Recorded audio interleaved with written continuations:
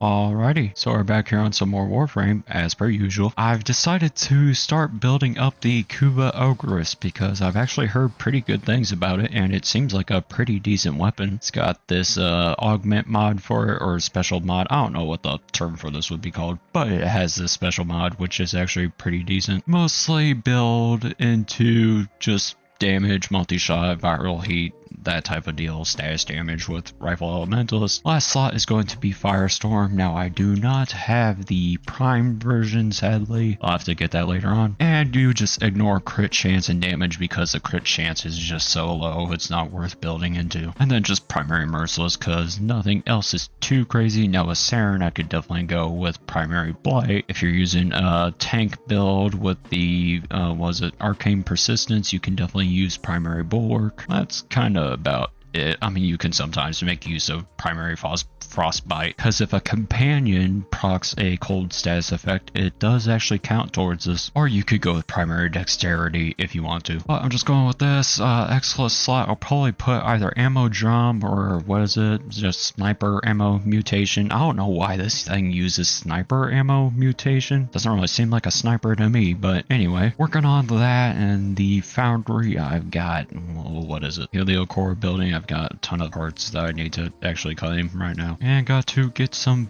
stuff building, I believe. I need another Caratino's gauntlet now, don't I? Well, I swear we'll get into the meat and potatoes of the video in a moment. I'm just busy trying to figure out what to build right now. I'm sorry. And Caratinos, I need a little bit more adromal alloy. I don't know how to say that. But anyway, we'll just get that building and then move on to whatever else. I guess I guess I might as well go ahead load up a relic mission. Still need to get an more armor bundle. Just do a few more relics and I'll get there. But anyway, the Sony State of Play happened today at the time that I'm recording this. It was about 2.5 hours ago. It's currently 7:43 p.m. And I would say overall, it was definitely a W. Now, I'm not personally interested in majority of the games. There's only like really one that I'm interested in, but I think that the general public will really like the games that were talked about. I guess we'll just do this mission. That's fine, that works. But I took note of all the games that were just simply mentioned, and it's all of them right here. There's 25 total, which is not too bad. I think I expected like maybe a few more, and a few more maybe heavy hitters, but I think overall this is a pretty good list that, again, the general public will enjoy. I'm definitely hearing the most hype for Onimusha and Wolverine, probably. A little bit of the new God of War as well. It seems that the new God of War is going into the, was it Kratos, his wife, and Atreus, his mother. I think her name's Lafe, however you say it. I'm definitely probably butchering that, but oh well. It's starting at the top though, just kind of going in order. Wolverine, that's one that people are really interested in, and I think that they definitely cleared up a concern of blood, because people are probably worried that, you know, there's probably going to be a lack of blood. It's not really going to feel like a Wolverine game. They'll try to be too family friendly, you know, and Marvel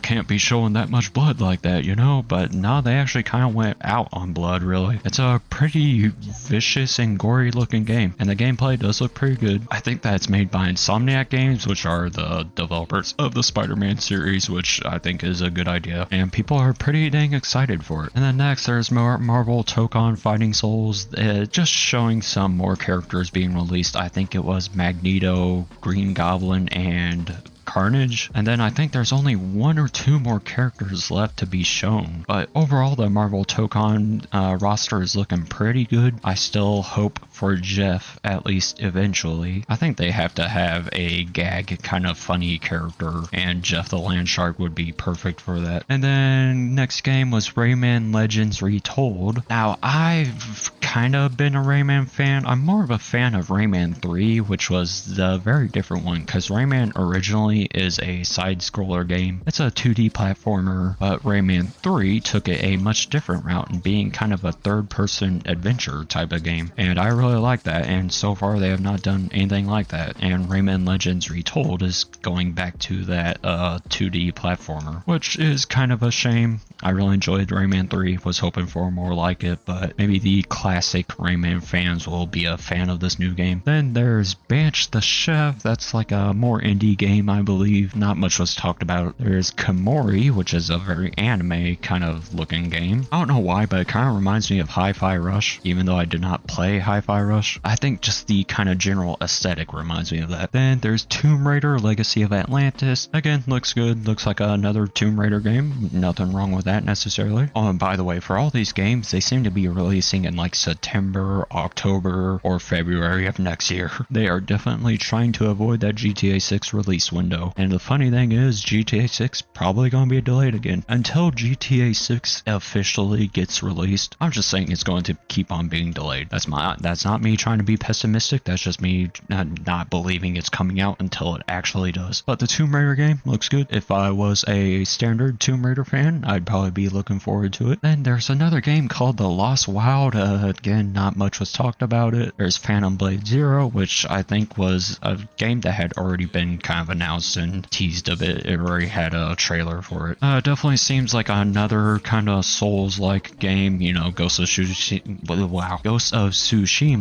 those types of games. It's funny, whenever there's a Sony game showcase, I always feel like there's, alright, what's going to be the Souls-like games these days? I feel like if you're a Souls-like fan, you're eating pretty good. You know, Ghost of Tsushima, Elden Ring, the Dark Souls series, Bloodborne. Obviously not Bloodborne 2, that was not shown. And then there's Dune Awakening coming to PlayStation 5. I believe that was already out, but it was just not on PlayStation 5. I think I've heard decent things about it, and it looks like a pretty in-depth type of game. And then there's Dynasty Warriors 3 Remastered. I never played the original, so I don't know much about it. There was No Rest for the Wicked coming to PlayStation 5 as well. I already know that game was already talked about, or not talked about, but I think it was already out on either PC or Xbox, something like that. Some of these games are either classics coming to PlayStation 5 or just games that were already on different platforms finally coming to PlayStation 5. Then there's Onimusha, Way of the Sword. That was another game that people seem to be pretty hyped about. I don't know much about it. A lot of these games, I have just no idea where they come from. When I was growing up as a kid, I mostly played like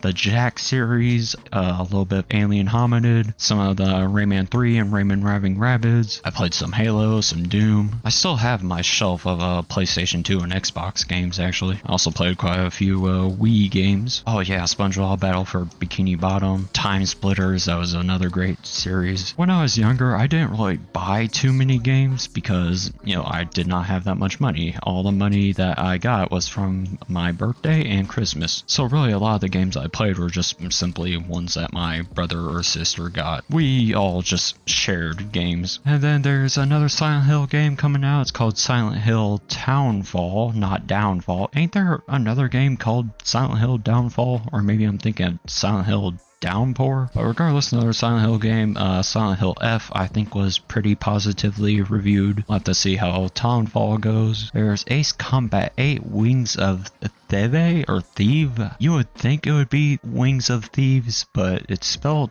Theve, so I don't know how to say that. And then there's also Ace Combat Zero, the Belkan War.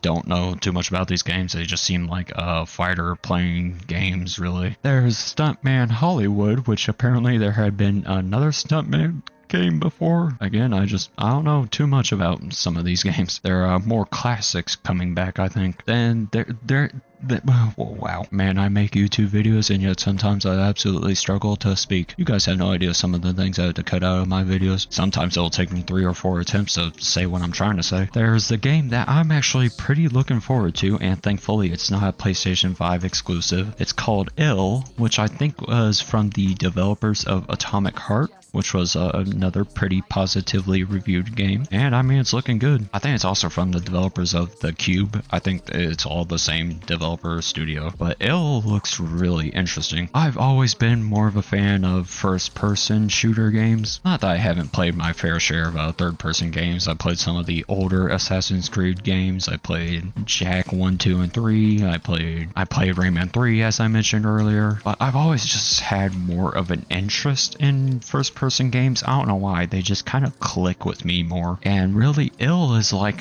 the only first-person shooter on this list, I'm pretty sure. I don't know, Sony just does not have much of an interest in first-person shooters. Oh, well, okay, I guess there is one that we'll get into later. The Ill looks really good, kind of horror aesthetic, but it still is a shooter. In a sense, it's almost giving me BioShock vibes. It looks really good. I'm interested in it. And then there's Control Resonant. I've heard a lot of good things about the first Control, so the players are excited for this one. And then there's Marathon Season 2, which is already out. It actually came out earlier today, even before the showcase. So it's kind of funny that they're doing an announcement trailer thing for it at the Sony State of Play. But it's out. I mean, I don't know if people are enjoying it or not. Yeah, Steam charts, it's not looking good.